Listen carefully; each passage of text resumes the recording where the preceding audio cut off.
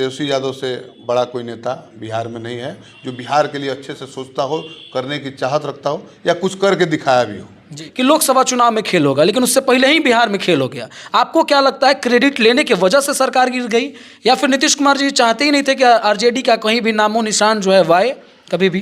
तेजस्वी यादव ने कभी सत्ता जाने या आने का घमंड नहीं किया है। उनके पास जब सत्ता रहा है तो उन्होंने एक बड़ा दिलचस्प बात कहा था बहुत दिन पहले कि मैं मुख्यमंत्री बनना नहीं चाहता और नीतीश कुमार जी प्रधानमंत्री बनना नहीं चाहते। नीतीश कुमार जी जब प्रधानमंत्री बनना नहीं चाहते थे तो फिर इंडिया गठबंधन से दूर जाना नीतीश कुमार जी को क्यों, ऐसा कौन सा आपदा आ गया था आरजेडी में जो अलग होना पड़ा? या फिर गांधी मैदान का वही खेल जो याद आ रहा है मुझे कि जब क्रेडिट की बात आई थी तो तेजस्वी यादव के बैनर और पोस्टर ज़्यादा लगे हुए थे, नीतीश कुमार जी के कम हुए थे। पिछले कुछ दिनों में तेजस्वी यादव ने गठबंधन के सरकार में बहुत अच्छा प्रयास किया था। है कि सरकारों ने लगातार अपने कुर्सी के लिए राजनीतिक की तमाम गलियारों को गंदा कर दिया है, लेकिन जमीनी हकीकत क्या है? और जमीन से जुड़े हुए वो नेता जो राजनीतिक दलों को बनाने का प्रयास करते हैं, ऐसे नेता जो विधायक का चुनाव लड़ते हैं या छोटे मोटे चुनाव लड़ करके संघर्ष करके जनता के बीच रह करके उन तमाम मुद्दों को उजागर करने का प्रयास करते हैं जिस मुद्दों के बारे में देश की सरकारें या फिर जो राज्य की सरकारें होती है वो भी बात करना नहीं चाहती, यानी मुख्यमंत्री जी भी यहाँ नहीं पहुँच पाते हैं। धरातल पर रहने वाले नेताओं का हालात क्या है, यह तमाम चीजों को जानने का प्रयास करेंगे। और पिछले 5 सालों में जिस तरीके से सरकारों का उठापटक का दौर जारी है, इस तरीके से नेताओं का क्या अपना सोचना है, उन नेताओं के बारे में विशेष तौर पर बताएंगे। लेकिन एक जमीन से जुड़े हुए ऐसे नेता हमारे पास है जिन्होंने जिला परिषद के चुनाव में बड़ा इतिहास बनाया, और इस इतिहास से सब लोग डामाडोल थे कि आखिरकार इतना बड़ा वोट बैंक को कैसे लेकर के कोई आता है। लेकिन साहब ने क्या कहा पिछले 5 सालों की सरकार के बारे में या फिर कामकाज के बारे में, यह तमाम चीजों को जानने के प्रयास करेंगे। और हमारे साथ वरुण सिंह मौजूद हैं जो फिलहाल जो है गोरिया कोठी से एक युवा चेहरा जो है वो भरकर सामने आ रहे हैं, और लोगों के बीच जब जाना हो रहा है तो क्या कुछ समस्याएं सर सामने आ रही है, इसके बारे में बातें करेंगे। लेकिन स्वागत करते हैं आपका सुनो सरकार के पहली बार इस प्लेटफॉर्म पे, जहां आप अपनी समस्याओं के बारे में बताएंगे, बिहार के बारे में बताएंगे और गोरिया कोठी के बारे में स्पेशल बताएंगे जहां से भाजपा की विधायक हैं और केंद्र शासित जो प्रदेश है ये अब बन चुका है। सबसे पहले तो मैं आपके चैनल के तमाम दर्शकों का और तमाम श्रोताओं का हाथ जोड़ के अभिवादन करता हूं, नमस्कार करता हूं जी। रही बात आज के तत्कालीन राजनीति पे, तो अभी तो चल ही रहा है, आप देख ही रहे हैं। अभी अभी विधानसभा अध्यक्ष ने कुर्सी छोड़ा है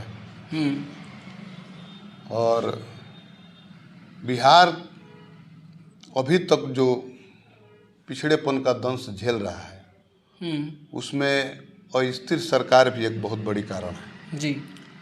और उसी कारण से बिहार के लोगों को न एक स्थिर सरकार मिल रही है, न एक दृढ़ संकल्प वाला नेता मिल रहे हैं जिनकी इच्छा शक्ति इतनी मजबूत हो कि जो आज के युवाओं के बारे में, बेरोजगारों के बारे में, गरीबों के बारे में सही से सुन सके, सही से कार्य कर सके जी। अभी पिछले कुछ दिनों में तेजस्वी यादव ने गठबंधन के सरकार में बहुत अच्छा प्रयास किया था। नौकरी के तमाम दरवाजे खोल दिए थे तमाम युवाओं के लिए, युवतियों के लिए, हमारे युवा भाइयों के लिए जी। बहुत अच्छा एक मौका बन रहा था। बिल्कुल। बहुत लोगों को, मेरे जानने सुनने वाले समझने वाले लोगों को भी नौकरी भी मिला था। जी जी। प्रोसेस बहुत अच्छे से चल रहा था। अब इसमें अचानक नीतीश कुमार जी ने, जी, हम उनको तो कुछ कह भी नहीं सकते हैं जी, क्योंकि राजनीति में हम लोगों से बहुत बड़े दिग्गज हैं वो, लेकिन अगर इस प्रकार की राजनीति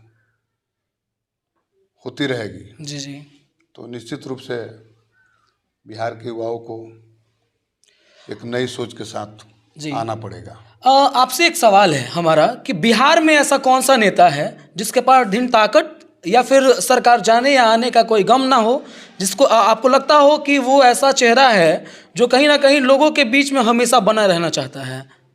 देखिए, आज के परिवेश में, अभी के हालात में बिहार में युवाओं का चेहरा आप देखेंगे या स्टडी भी करेंगे, भले तमाम तरह के मीडिया के तरफ से या केंद्र सरकार के दबाव में उनके ऊपर आरोप लगते हैं, जी लेकिन तेजस्वी यादव जी बिहार के अभी के हालात में सबसे बड़े नेता हैं। और एक नेता जो अभी पदयात्रा कर रहे हैं, जो राहुल गांधी, छोटी सी ही नहीं, बहुत छोटा सा ही, बिहार के लिए मैं बोल रहा हूँ। अच्छा, बिहार के पदयात्रा, जी जी जी, बहुत छोटा सा ही जी, आशा का दीपक किसी कोने से। प्रशांत किशोर के बारे में आप कह रहे हैं। प्रशांत किशोर जी एक हैं जी, जो मतलब आप नाम रखना नहीं चाहते हैं। नहीं, नाम रखना क्या, जो काम कर रहा है, जो जमीन पे दौड़ रहा है, जो बिहार के लिए कुछ अच्छा सोच रहा है या करने की इच्छा रख रहा है, तो उसमें एक उनका नाम लिया जा सकता है। लेकिन आज के हालात में तेजस्वी यादव से बड़ा कोई नेता बिहार में नहीं है जो बिहार के लिए अच्छे से सोचता हो, करने की चाहत रखता हो या कुछ करके दिखाया भी हो। जी, जिसका पिछला आप 6 महीने का रिकॉर्ड निकालेंगे तो आपको पता चल जाएगा जी कि हाँ, उन्होंने क्या क्या प्रयास किए थे, क्या क्या प्रयास सफल हुए और कुछ का प्रयास जारी था तब तक सरकार। अच्छा, आप गोरियाकोठी से बिलोंग करते हैं। गोरियाकोठी में आरजेडी पिछली बार जब चुनाव लड़ने यहाँ पे पहुंची थी, टिकट का बंटवारा रातों रात हुआ था। जैसे हमको जिस तरीके से जानकारी है, पिछले विधायक का टिकट कटा और रातों रात जो है किसी और को टिकट दिया गया। आपको क्या लगता है कि आरजेडी के हारने का पीछे का वजह यहाँ पर क्या हो सकता था? देखिए, वो बीत गई सो बात गई। फिर भी अगर हम लोग कोई चुनाव जीतते या हारते हैं तो उसमें कार्यकर्ताओं का मुख्य भूमिका होता है। अगर हमारे कार्यकर्ता ही चुनाव लड़ते हैं, कोई भी नेता हो, छोटा से छोटा, बड़ा से बड़ा, उसके कार्यकर्ता ही उसके सब कुछ होते हैं। तो अगर कार्यकर्ताओं का प्रयास असफल हुआ या जो लीडिंग था, जिसको टिकट मिला था जी, वो अच्छे तरीके से चुनाव को लीड नहीं कर पाए जी, तब ऐसा रिजल्ट आया जी, तो उसको तो पूरे पार्टी या जो भी लोग हैं पार्टी में सबको स्वीकार था। हाँ भाई, हमने हमारा प्रयास नहीं रहा, असफल हुआ, तो उसके लिए तो सब लोग जिम्मेदार हैं। उसमें एक व्यक्ति के ऊपर आप ऐसा नहीं बोल सकते कि नहीं, जिनको टिकट मिला इसलिए हार गए या किसी और को मिलता इसलिए जीत गए, ऐसा नहीं है।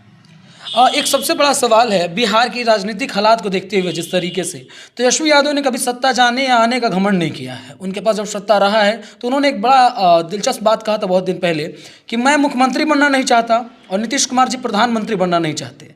नीतीश कुमार जी जब प्रधानमंत्री बनना नहीं चाहते थे तो फिर इंडिया गठबंधन से दूर जाना नीतीश कुमार जी को क्यों, ऐसा कौन सा आपदा आ गया था आरजेडी में जो अलग होना पड़ा?